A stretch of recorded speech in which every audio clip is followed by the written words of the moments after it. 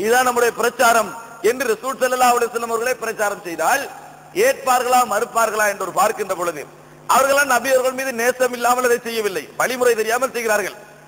அதாவது நபி அவர்கள் நேரடியாக சொன்னால் ஏற்கக்கூடிய மனநிலையில் தான் இருப்பார்கள் பெரும்பான்மையானவர்கள். இதைத்தான் எங்களால் புரிந்து கொள்ள முடிகிறது. அப்படி என்றால் என்ன மாதிரி இதை புரிந்து கொள்வது? ஒரு ஹதீதை மறுத்தவரை ரசூல் ஸல்லல்லாஹு அலைஹி வஸல்லம் அவர்களை மறுத்தவர் என்று சொல்வதா, ஒரு ஹதீதை பின்பற்றியவரை ரசூல் ஸல்லல்லாஹு அலைஹி வஸல்லம் அவர்களை பின்பற்றியவர் என்று சொல்வதா, ஒரு ஹதீதை கிண்டல் செய்தவரை நபி அவர்களை கிண்டல் செய்தவர் என்று சொல்வதா, எப்படி கொண்டு வருவது? இதைத்தான் நான் சொன்னேன். அதாவது நபி அவர்களை பின்பற்றுவதன் இன்றைய வடிவம், நபி அவர்களை பின்பற்றுவதன் இன்றைய வடிவம். அல்லாஹ் தஆலா குர்ஆனிலே சொல்கிறான், வமா ஆதாக்குமுர் ரசூலு ஃபஹுதுஹு, நபி அவர்கள் உங்களுக்கு எதை இப்பொழுது தருகிறார்களோ அதை எடுத்து நடவுங்கள். வமா நஹாக்கும் அன்ஹு ஃபன்தஹு, அவர் தடுப்பதை நீங்கள் விட்டு விலகுங்கள். நபி அவர்கள் நேரடியாக தடுத்தார்கள், விட்டு விலகினார்கள். நேரடியாக சொன்னார்கள், எடுத்து நடந்தார்கள். இப்பொழுது நபி அவர்கள் மரணித்து விட்டார்கள். மரணித்து விட்டால் எங்களுக்கு கிடைத்திருப்பதெல்லாம் என்ன? ரசூலுல்லாஹி ஸல்லல்லாஹு அலைஹி வஸல்லம் அவர்கள் சொன்னார்கள், செய்தார்கள், அனுமதித்தார்கள், மௌனித்தார்கள், தடுத்தார்கள் என்ற செய்திகள் தான் எங்களுக்கு கிடைத்திருக்கின்றன.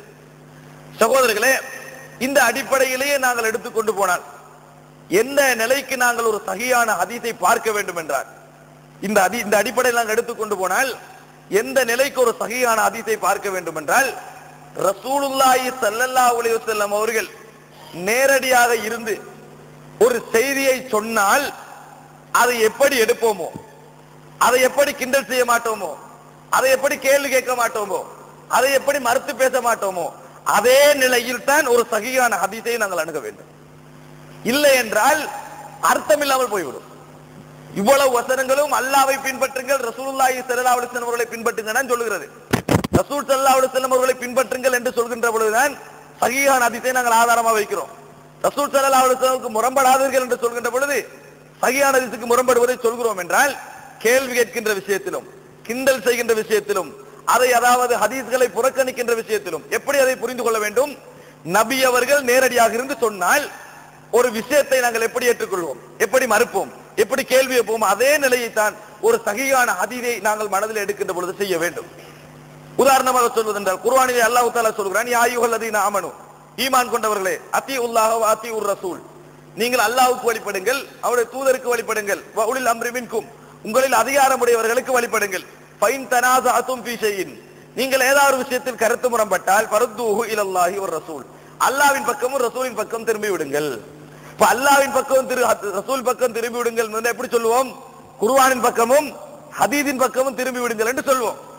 அப்ப குர்ஆனின் பக்கமும் ஹதீஸின் பக்கமும் திரும்பி விடுங்கள் என்று சொன்னால் அல்லாஹ் தஆலா சொல்லி காட்டுகிறான், வமா கான லிமுஃமினின் வலா முஃமினத்தின் இதா கதல்லாஹு வ ரசூலுஹு அம்ரன் அய்யகூன லஹுமுல் ഖിയറതു மின் அம்ரிஹிம் வமை யாஸில்லாஹ வ ரசூலுஹு ஃபகத் ضل ضلالا முபீனா.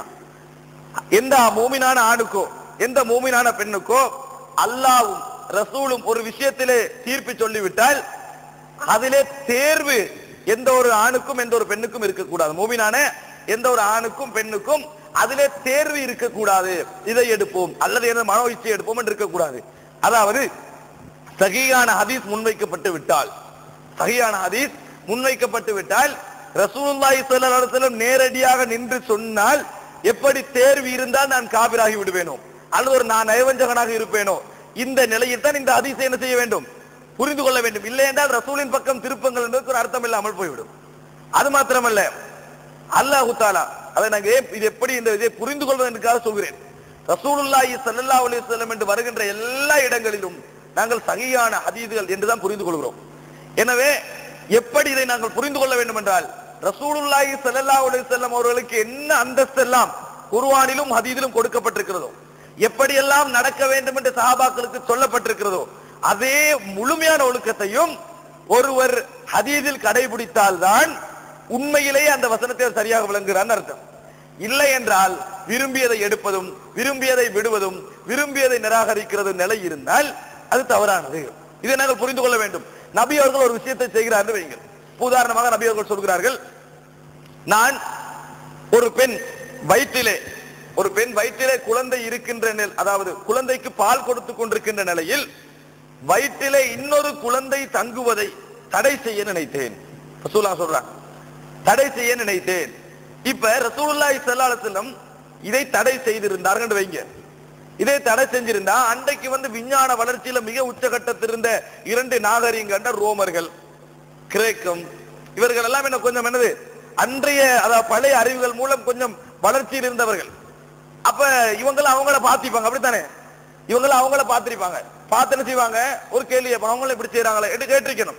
அப்படி சஹாபாக்கள் கேட்கிற வளமை இருக்கல. உதாரணமா அல் யௌம நுனஜ்ஜிக பிபதனிக லிதகூன லிமன் கல்பக ஆயா, இன்றைய தினம் பிறவுனே உனது பொடியை நாங்கள் பாதுகாப்போம் உனக்கு பின்னால் உள்ளவர்களுக்கு அத்தாட்சியாக. அப்ப நான் கேட்கிறேன், இந்த வசனம் ரசூல் ஸல்லல்லாஹு அலைஹி வஸல்லம் இறங்குகின்ற பொழுது ஒரு 5000 வருஷம் இருக்கும், 4000 வருஷம் இருக்கும். சஹாபாக்கள் கேட்டிருக்கேன் அப்படி தெரியுமா, அந்த பொடி எங்க அல்லாஹ் பாதுகாக்கிறேன்னு சொல்ற பொடி எங்க பின்னால் தானே கண்டுபிடிக்கப்படுது. சஹாபாக்களுடைய தாபீன்களுடைய எத்தனையோ பேருடைய மரணத்துக்கு பின்னால் தான் அது கண்டுபிடிக்கப்படுது. என்ன அதாவது இஸ்லாம் 200 வருடங்களுக்கு பின்னால் தான் அது கண்டுபிடிக்கப்படுது. அப்ப சஹாபாக்கள் என்ன கேட்டிருக்கீங்க, எங்க அந்த பொடி? யார் சஹாபாக்கள் கேட்டதாக காண முடியவில்லை. காரணம், அறிவின் படிநிலையில் அவங்களுக்கு தான் முதலாவது அதிகாரம், சொன்னா உண்மைதான். அப்ப இதே நிலைமை தான் நம்ம என்ன செய்யணும், எல்லா ஹதீதுகளுக்கும் நாங்க வைக்கணும். அப்ப ரசூல் ஸல்லல்லாஹு அலைஹி வஸல்லம் சொல்றாங்க, வயிற்றிலே இருக்கின்ற அப்படி குழந்தை ஏற்படுவதை தடை செய்ய நினைத்தேன். ஆனால் ரோமர்கள்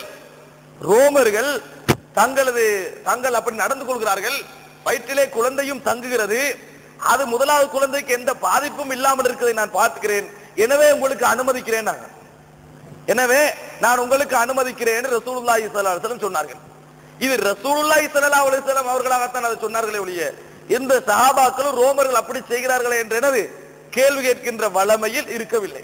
மாற்றமாக ரோமர்களை வெறுக்கின்ற நிலையில் தான் என்ன செய்தார்கள், அவர்கள் இருந்ததை நாங்கள் பார்க்கிறோம். இது சஹாபாக்களை நபியர்கள் வளர்த்த ஒரு முறை. இதேதான் நாங்கள் சஹீஹான ஹதீஸ்களுக்கு கொடுக்க வேண்டும். இல்லை என்றால் ஹதீஸை பின்பற்றுகின்ற வசனத்தை காட்ட வேண்டும், இல்லை என்றால் ஹதீஸை பின்பற்றுகின்ற தனியாக காட்ட வேண்டும். ரசூலை பின்பற்றுங்கள் என்பதைத்தான் சஹீஹான ஹதீஸை பின்பற்றுக்கு விளக்கமாக சொல்வோம் என்றிருந்தால் ரசூலுல்லாஹி